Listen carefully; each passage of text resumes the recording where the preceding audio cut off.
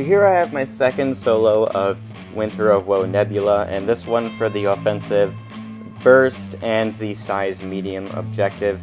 I'm using my rank 3 Mr. Negative, not because he's the best option, but because he's rank 3, and I also wanted a solo for content, so he was the first one I went with.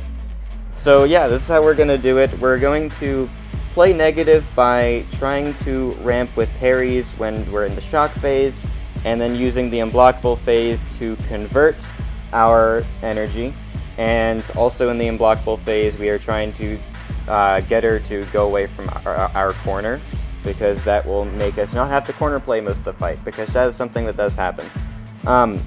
The reason we don't want to evade in the shock phase is because the counterattack will trigger her auto block, and that will shock us, which is bad.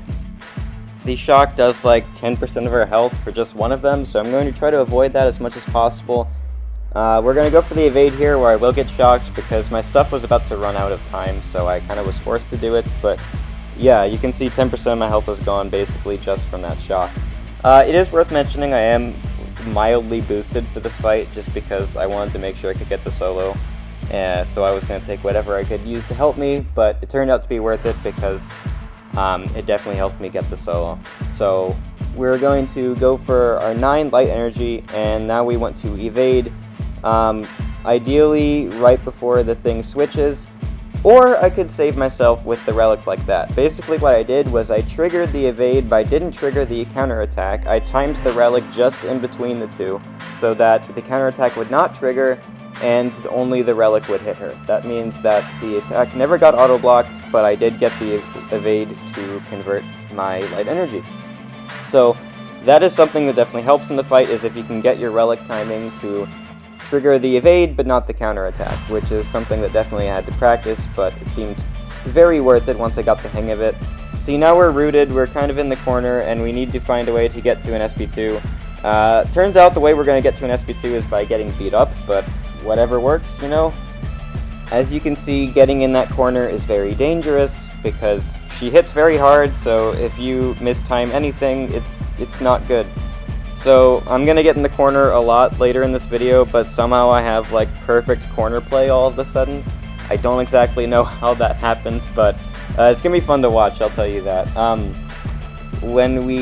Alright, so here we need to do a bunch of dash backs because she's unblockable, and we need to trigger the dex, get the evade there, we trigger the auto block. Now we're going for more dancing in the corner because she's still unblockable, and I guess I could actually hit her because the auto block would not shock me. I just kind of forgot about that, if I'm being entirely honest.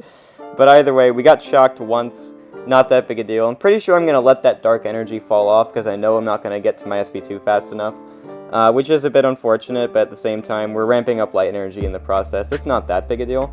Here we're going to go for more corner play. We hit 9 light energy, we're going to go for the evade, do more just triggering the dexes and all that ridiculousness, and once we get to 11 of them is the ideal amount, but we have even more than 11 there, so we're going to go for the evade, and I timed it to where I did not get shocked, which is perfect, and yeah, we're going to go for a parry, heavy, get the fury, so now our SP2 degens hit even harder, and now they're ticking for 14k per second. Which is crazy, dude. 14k per half second, I should say. It's more like 28k per second. So, yeah, we're doing all that fun stuff. We need to do the SP2 one more time. Once we do that one more time, she's going to be dead. And if not, our basic combos kill her to begin with. That's definitely going to do it. So we're just 3-out comboing into the SP2 now.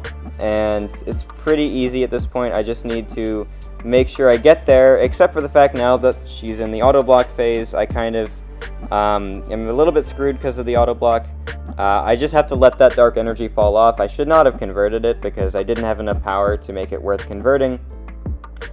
Before I end the video, I will mention that I took a lot of tips for this fight based off of Munash's solo. I will link him in the description of my video. He soloed it first, and I definitely took a lot of his advice for the fight.